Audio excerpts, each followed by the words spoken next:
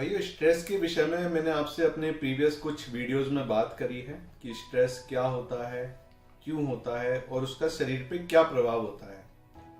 आज हम इस वीडियो में डिस्कस करेंगे कि स्ट्रेस को कैसे मैनेज करते हैं, कि स्ट्रेस को कम कैसे किया जाता है। तो आप पहले मेरे वीडियो देख सकते हैं, जो आप देख रहे हैं स्लाइड में कि कौन कौन से वीडियो स्ट्रेस पे हैं, तो इनको आप देख सकते हैं। और वैसे शॉर्ट में मैं आपको बता दूं स्ट्रेस होता क्या है। तो सिंपल फॉर्म में आप सोच सकते हैं कि एक पेशेंट, एक पर्सन है, कोई पर्सन है, उसकी एक काम करने की क्षमता अगर मान लो 20 है और उस पर जो काम का प्रेशर है वो 30 आ जाता है। तो ये जो डिफरेंस है 30 और 20 का, जो 10 है, यही होता है स्ट्रेस। जब हमारी क्षमता से ज़्यादा हमारे ऊपर प्रेशर डाल दिया जाता है तो जो हमें फीलिंग आती है फ्रस्ट्रेशन की, परेशान होने की, उसको हम स्ट्रेस कहते हैं। जो हमें टेंशन जो बिल्डअप होती है शरीर में, उसको स्ट्रेस कहा जाता है। तो नमस्कार भाई बहनों, मेरा नाम है डॉक्टर आशीष कुमार मित्तल। मैं एक consultant psychiatrist, de addiction specialist and sexologist हूँ और मैं गुड़गांव में प्रैक्टिस करता हूँ। तो भाइयों, स्ट्रेस मैनेज कैसे करते हैं, इससे पहले एक हमें सिंपल कंसेप्ट समझना होगा। स्ट्रेस, जैसे मैंने बताया कि जो एक बाहर से प्रेशर आ रहा है काम का और एक जो हमारी एबिलिटी है, इसके बीच में ये जो डिफरेंस है, ये डिफरेंस होता है स्ट्रेस। तो इसको हम कैसे कम कर सकते हैं? तो एक तो हम ये कर सकते हैं कि हम अपनी एबिलिटीज बढ़ा दें काम करने की, जिससे कि स्ट्रेस, ये डिफरेंस से खत्म हो जाएगा। या जो ऊपर से जो प्रेशर आ रहा है, इसको हम कम कर दें, इस प्रेशर को हम कम कर दें तो स्ट्रेस हमारा कम हो जाएगा। तो आज मैं जो भी टेक्निक आपको बताऊंगा, तो वो टेक्निक या तो आपकी इनर एबिलिटीज बढ़ाएंगी कि आपकी जो काम करने की क्षमता है वो ज़्यादा बेटर हो जाए, स्ट्रेस से डीलिंग है वो आपकी ज़्यादा बेटर हो जाए। या जो बाहर से आपको स्ट्रेस, जो बाहर से आपको वर्क का प्रेशर आ रहा है, उसको आप इस तरह से मैनेज करें कि वो प्रेशर आपके ऊपर कम पड़े। तो इससे जो आपको स्ट्रेस होता है वो कम हो जाएगा। तो ये सारी टेक्निक, ये दो काम करेंगी। अब हम डिस्कस करते हैं कि स्ट्रेस मैनेजमेंट की टेक्निक क्या होती है। तो जो सबसे सिंपल और इफेक्टिव टेक्निक्स हैं, मैं इस वीडियो में लास्ट में बताऊंगा। तो आप इस वीडियो को लास्ट तक जरूर देखें, कि जिससे कि आप सारी टेक्निक फॉलो कर पाएं और स्ट्रेस से आप दूर हो पाएं। तो जो पहली टेक्निक है स्ट्रेस दूर करने की, वो है सेल्फ ऑब्जर्वेशन। तो इसके लिए आप एक थॉट डायरी अपने पास रख सकते हैं। तो इस थॉट डायरी में जब भी कोई इवेंट होता है जो आपको परेशान कर रहा है, उसमें आपके क्या थॉट्स चल रहे हैं, वो उस डायरी में लिख सकते हैं। तो इस थॉट डायरी में कोई भी जैसे स्ट्रेस आपके ऊपर आया तो आपने किस तरह का बिहेवियर शो किया, या आपके मन में किस तरह के नेगेटिव विचार आए, वो आपको एक थॉट डायरी में लिखने हैं। सेकंड स्टेप जो है स्ट्रेस मैनेजमेंट में, वो है कॉग्निटिव रीस्ट्रक्चरिंग, कि हमें अपने थॉट्स में बदलाव करना है। तो हमने जो अपनी थॉट डायरी बनाई है उसमें से हमको अवेयर होना है और उसमें से हमको सेलेक्ट करना है कि जो हमारे माल एडेप्टिव हमारे थॉट्स हैं, बिलीफ हैं, या जो हमारा बिहेवियर पैटर्न है, उसको हमें आइडेंटिफाई करना है और उसको चेंज करना है एक एडेप्टिव पैटर्न में, जो कि एक रिलैक्सिंग हो हमारे लिए, या जो हमको परेशान न करे वो थॉट। और जो हमारी नेगेटिव एजम्पशन जो हमने बना ली है अपने नेगेटिव थॉट्स को, उसको हमें कन्वर्ट करके पॉजिटिव एजम्पशंस पे लाना है। और ये काफी डिटेल्ड टॉपिक है, इसके बारे में हम डिटेल में अपने फ्यूचर वीडियोस में डिस्कस करेंगे। तीसरा जो स्ट्रेस मैनेजमेंट का टेक्निक है, वो है रिलैक्सेशन एक्सरसाइजेस। तो रिलैक्सेशन एक्सरसाइज में अगर हम बात करें, सिंपलेस्ट रिलैक्सेशन हमें आ जाता है वेंटिलेशन से। वेंटिलेशन, जब हम अपनी प्रॉब्लम किसी दूसरे से डिस्कस करते हैं या केवल उसको बता देते हैं, तो एक हमें रिलैक्सेशन फील होता है। दूसरी एक्सरसाइज है रिलैक्सेशन की, वो है ब्रीदिंग एक्सरसाइज। ब्रीदिंग एक्सरसाइज में डीप इनहेलेशन किया जाता है, डीप एक्सहेलेशन किया जाता है और अपने ध्यान को अपने नोस्ट्रिल पे या एब्डोमिनल मूवमेंट पे लगाया जाता है और हर ब्रीदिंग के साथ फील किया जाता है कि बॉडी हमारी रिलैक्स हो रही है। इसको हम 4 से 5 मिनट तक कर सकते हैं और इससे बॉडी रिलैक्स होने लग जाती है।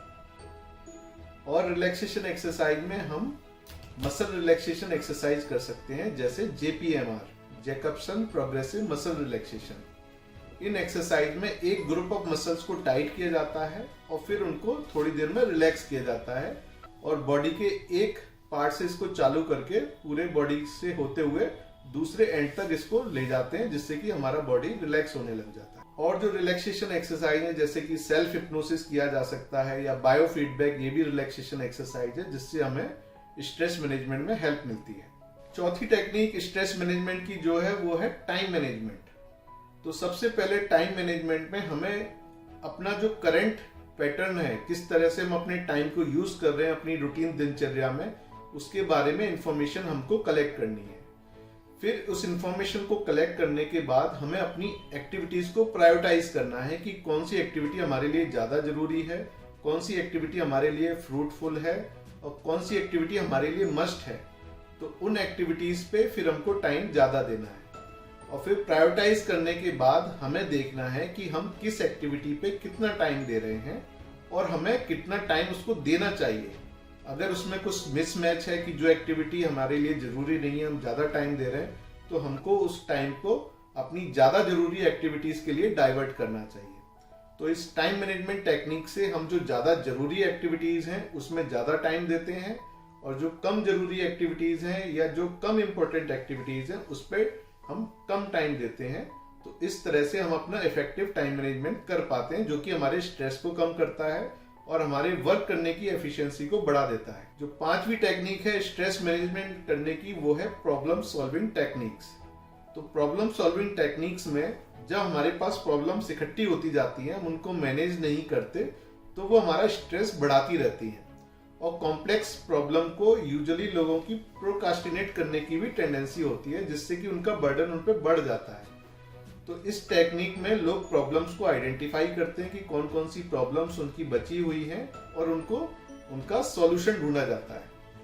तो प्रॉब्लम सॉल्विंग टेक्निक में किसी प्रॉब्लम को सॉल्व करने के लिए उस प्रॉब्लम को काफी छोटी छोटी स्मॉल प्रॉब्लम्स में डिवाइड कर दिया जाता है कि एक प्रॉब्लम्स मान लो बड़ी प्रॉब्लम है, उसको 10 छोटी छोटी प्रॉब्लम्स में डिवाइड कर दिया। फिर उन छोटी छोटी प्रॉब्लम्स को उनका सॉल्यूशन ढूंढा जाता है कि इस छोटी प्रॉब्लम का क्या सॉल्यूशन है, और हर प्रॉब्लम के मल्टीपल सॉल्यूशन ढूंढे जाते हैं कि छोटी प्रॉब्लम के हमने सपोज 4 या 5 सॉल्यूशन ढूंढ लिए। अगर हमको छोटी प्रॉब्लम का भी सॉल्यूशन नहीं मिल रहा या हम उसको नहीं सोच पा रहे हैं, तो उसमें हम अपने फ्रेंड्स या फैमिली मेंबर्स की हेल्प ले सकते हैं कि मुझे ये प्रॉब्लम आ रही है इस प्रोजेक्ट में, तो इसका क्या सॉल्यूशन होना चाहिए, या अपनी हम सीनियर्स की मदद ले सकते हैं। और फिर जब मल्टीपल सॉल्यूशंस मिल जाए तो उसमें क्या बेस्ट पॉसिबल सॉल्यूशन है वो हमें लिख लेना है। तो ऐसे हम सारी जो छोटी छोटी प्रॉब्लम्स हैं उनके मल्टीपल सॉल्यूशंस उनके हम फाइंड आउट करते हैं, उनको लिखते हैं और जो बेस्ट सॉल्यूशन है उसको हम टिक मार्क कर लेते हैं और इन सारी चीजों को फिर हम अप्लाई कर देते हैं, जिससे कि वो प्रॉब्लम हमारी सॉल्व हो जाती है। अब 6 स्टेप्स हैं जो कि छोटे छोटे स्टेप्स हैं जो कि हम अपनी रूटीन लाइफ में बहुत आराम से कर सकते हैं। वो है स्लीप हाइजीन। हमें प्रॉपर स्लीप लेना है, पूरे आवर्स हमें स्लीप लेना है। अगर हम प्रॉपर स्लीप नहीं लेंगे तो बॉडी की एफिशिएंसी जो वर्क करने की है वो कम हो जाएगी, तो जिससे कि स्ट्रेस हमारा मैनेज हो जाएगा अगर हम प्रॉपर स्लीप लेंगे। हमें हेल्दी फूड खाना है, ऐसा फूड जो हमें इंटरनल एनर्जी दे। अगर हम जंक फूड ज्यादा खा रहे हैं तो हमें बॉडी में टायर्डनेस ज्यादा रहेगा, एनर्जी कम रहेगा। हमें बैलेंस डाइट लेनी है जिससे कि हमें टायर्डनेस जल्दी ना हो काम करते समय। एक हमें एडिक्शन से दूर रहना है। काफी लोगों में टेंडेंसी होती है स्ट्रेस में वो ज्यादा एडिक्शन की तरफ जाते हैं, जैसे अल्कोहल की तरफ, स्मोकिंग की तरफ, जो कि फर्दर उनकी वर्क एफिशिएंसी को कम कर देता है। तो हमें एडिक्शन से बचना है।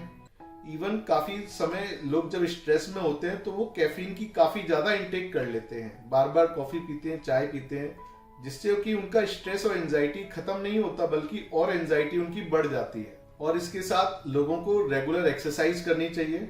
जब हम एक्सरसाइज करेंगे तो बॉडी की एफिशिएंसी बढ़ जाएगी, तो जो हमारी वर्क करने की एफिशिएंसी है जो और ऊपर का प्रेशर है उसमें डिफरेंस कम हो जाएगा और स्ट्रेस हमारा कम हो जाएगा। और एक्सरसाइज करने से एक और फायदा होता है कि बॉडी में एंडोर्फिन्स रिलीज होते हैं। एंडोर्फिन रिलीज होने से बॉडी में एक खुश होने की फीलिंग आती है, आपको यूफोरिया फील होता है, और दूसरा आपकी जो पेन बियर करने की कैपेसिटी है वो आपकी बढ़ जाती है। तो उससे मल्टीपल फायदे होते हैं, इसलिए एक्सरसाइज रेगुलर करना चाहिए हमें। और हमें लाइफ में कुछ एक्टिविटीज ऐसी जरूर करनी चाहिए जिनको कि हम अच्छा फील करते हैं जिनको करने के बाद। जैसे कुछ लोगों को खेलने के बाद अच्छा महसूस होता है, कुछ लोगों को मूवीज देखने के बाद या फैमिली के साथ टाइम बिताने के बाद उनको अच्छा फील होता है, या मूवीज देखने के बाद हमको थोड़े बहुत समय के लिए अपना लीजर टाइम भी रखना चाहिए, जिससे कि हम लाइफ को एंजॉय कर पाएं, जिससे हमारी स्ट्रेस मैनेजमेंट की कैपेबिलिटी बढ़ती है। तो भाइयों, होप ये आपको स्ट्रेस मैनेजमेंट के सारे स्टेप्स आपको अच्छे लगे होंगे। आपको कोई एक स्ट्रेस मैनेजमेंट टेक्निक चूज नहीं करनी है। आपको जितनी भी मैंने टेक्निक्स बताई हैं उनका आप जितना अच्छी एफिशिएंसी से यूज करेंगे, मल्टीपल टेक्निक्स को कंबाइंड करके अगर उनको यूज करेंगे तो आप बहुत अच्छी तरह से अपने स्ट्रेस को मैनेज कर पाएंगे। इसके साथ ही भाइयों, मैं एक बात और कहना चाहता हूं कि रूटीन लाइफ में लोग काफी बार उनको बीमारियां होती है, एंजाइटी की बीमारी होती है, डिप्रेशन की बीमारी होती है, उसको भी वो स्ट्रेस समझने लग जाते हैं। तो अगर आपको बहुत ज्यादा एंजाइटी की दिक्कत है या बहुत ज्यादा उदासी की दिक्कत है तो आपको इसको स्ट्रेस नहीं समझना है, और हो सकता है स्ट्रेस मैनेजमेंट टेक्निक से उन पे कोई ज्यादा फर्क ना आए। उस समय आपको प्रोफेशनल से हेल्प के लिए मिलना है अगर आपको एंजाइटी या डिप्रेशन है और आपको वो काम को अफेक्ट कर रहा है। तो होप आपको आज समझ में आया होगा स्ट्रेस क्या होता है, स्ट्रेस मैनेजमेंट कैसे करते हैं, कौन कौन सी सिंपल टेक्निक्स यूज करके आप अपना स्ट्रेस कम कर सकते हैं।